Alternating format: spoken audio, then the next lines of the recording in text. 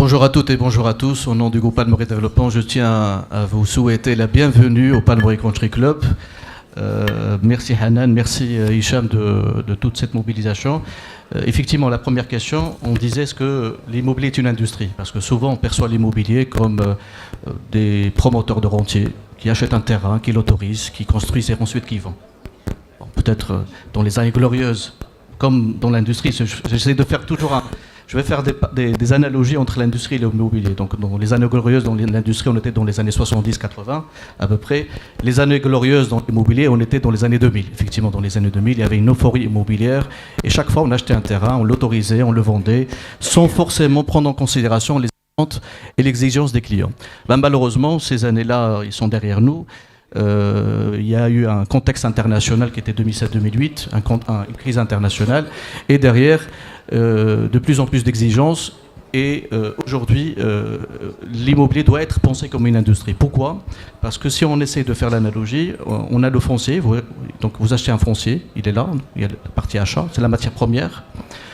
Vous avez le foncier, vous allez incuber de la VRD, vous allez faire de la production, c'est-à-dire vous allez construire du chantier, ensuite vous allez livrer. Donc dans ce process qui est de acheter, produire et livrer, le vrai challenge immobilier, c'est la rotation des capitaux investis. C'est-à-dire qu'au moment où vous allez décider d'acheter le foncier et de livrer, il y a un temps. Et chaque fois ce temps-là s'allonge, chaque fois vous avez des ajouts bancaires, vous avez des charges fixes qui sont là, et in fine, la marge du projet n'est pas bonne. Donc, nous sommes obligés de repenser le modèle de l'immobilier pour pouvoir raccourcir le cycle entre le moment où on décide d'acheter le foncier et de le livrer pour pouvoir augmenter la rotation du capital engagé. Et c'est très important. Ça passe par quoi? Ça passe déjà par une proximité forte vis-à-vis des clients, parce que si on fait l'analogie toujours avec l'industrie, nous ne devons pas être dans une logique de push, c'est-à-dire dans la production poussée, mais tiré par le client, et d'essayer de faire le juste à temps aussi, d'accord, de faire un modèle hybride entre le moment où le client va exprimer son besoin, mais vous avez aussi la problématique qui est différente à l'industrie, c'est que lorsqu'on achète un foncier, lorsqu'on pense à un projet immobilier, on doit se projeter sur les attentes futures des clients dans 5 ans, 7 ans. Et c'est ça toute la problématique. Nous ne sommes pas dans des séries qui sont très courtes, où effectivement, rapidement, l'industrie s'adapte aux clients, parce que les lead time au niveau de la production ils sont très, très, très faibles, sauf que dans l'immobilier, le lead time il est très élevé. Et donc du coup, ce temps de cycle qui est long génère parfois des surstocks. Et donc toute la problématique, c'est que comment peut-on acheter un foncier, il est là, donc c'est de la matière première, parce que vous avez besoin d'avoir de la matière première, chaque 5 ans, chaque 6 ans, vous devez reconstituer de la matière première. Et une fois que vous avez acheté la matière première, vous devez être très proche du client, pour pouvoir intégrer, je dirais, des exigences de telle façon à livrer le produit rapidement. Devant cette complexité, qui est dans la partie immobilière, on s'est dit, est-ce que le digital pourra disrupter un petit peu le business model de l'immobilier? Comment peut-on intégrer tout ce qu'on a entendu tout à l'heure, de la réalité augmentée, des big data, des IoT, de l'intelligence artificielle, pour pouvoir disrupter le modèle immobilier et changer en fait de business model.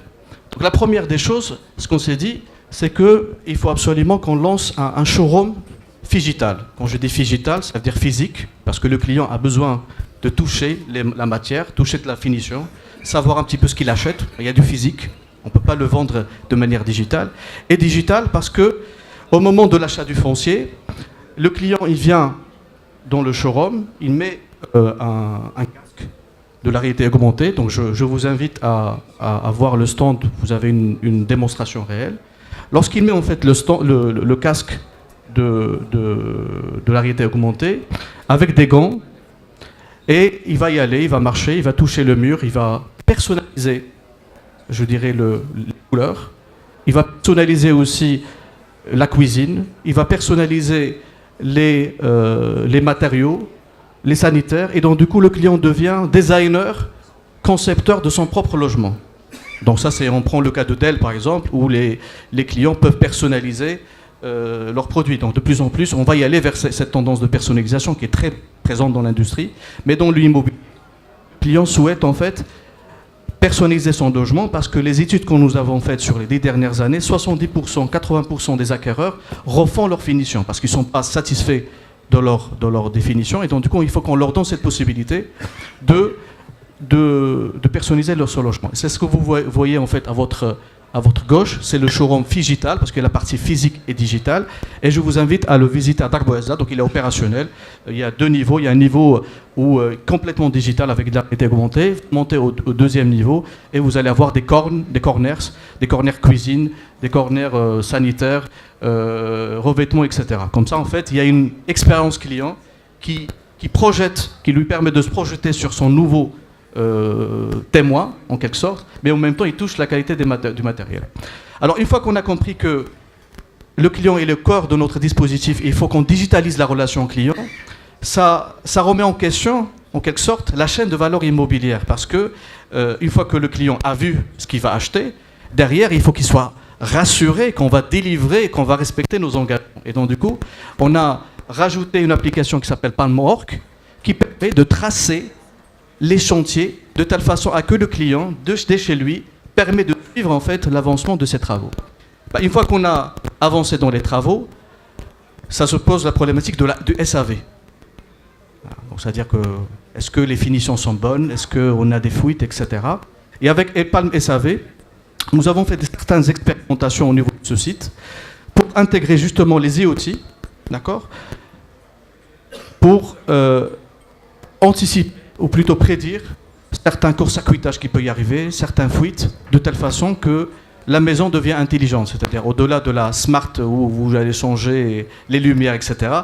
Mais vous avez de l'information pour avoir est-ce qu'il y a des pannes, est-ce qu'il y a des choses qui peuvent y arriver dans votre maison. Donc vous voyez dans le process, au moment de l'expression du besoin du client jusqu'au livraison finale, qui est un programme qui s'appelle Palmwork 4.0, d'accord, où on s'est engagé dans cette transformation digitale, déjà par des réalisations concrètes, où il y a le showroom digital, il est là. Palm Home, quand vous voyez derrière vous, c'est un configurateur qui vous permet en fait de personnaliser votre finition. Palm SAV pour pouvoir suivre comment dirais-je, la partie après-vente. Et surtout, on a rajouté aussi Palm Friends, parce que c'est une carte de fidélité qui permet à chaque acquéreur de devenir, je dirais, membre d'un club, et si jamais il amène un autre client, il a des ristournes ou d'autres. Et ça suppose quoi? Ça suppose aussi la création de la donnée, de la data. Il y a beaucoup de data. Donc, alors, on était confronté à la data. On a un centre de gestion de relations clients, un call center quand même qui fait 60 personnes, parce que bon, il est mutualisé à la fois pour la partie luxe, qui est la Palmwork, mais aussi ça dans le social, parce qu'on a beaucoup de volume. On livre dans le social à peu près 10 000 logements chaque année, dans le luxe à peu près 1000, donc il y a quand même du volume important. Et donc la gestion de relations clients et ce centre-là, il est très important. Donc ça génère beaucoup de data. Donc du coup, on était obligé d'investir dans des data scientists, dans des acteurs qui permettront d'intégrer de la data, de l'analyser à travers de la big data et de l'intelligence artificielle, mais aussi de récupérer toutes les informations qui sont sur Twitter, sur LinkedIn, sur Instagram, avec beaucoup de formats, des images, des textes, des interactions, de telle façon à ressortir le maximum d'informations, de comprendre mieux les attentes de nos clientèles et de revenir avec un produit customisé pour pouvoir personnaliser. Voilà à peu près, si vous voyez, le cycle de transformation digitale dont la Palmwork, le groupe Palmwork s'est investi. Et bien entendu, quand vous avez un chantier de transformation digitale, vous avez un autre chantier en parallèle, comme toute industrie, pour pouvoir se mettre aussi à niveau. C'est-à-dire en essayant de se transformer digitalement, il faut respecter nos engagements, il faut livrer à temps, il faut revenir aux basiques de l'immobilier, il faut mettre aussi les fondamentaux pour que cette, je dirais, transformation digitale devienne durable. Voilà, j'essaie d'un petit peu d'être le plus bref possible avec un seul slide, de telle façon à vous montrer les différentes applications et notre engagement dans cette transformation digitale. Merci à toutes et à tous. Merci. Merci, M. Bonaoda.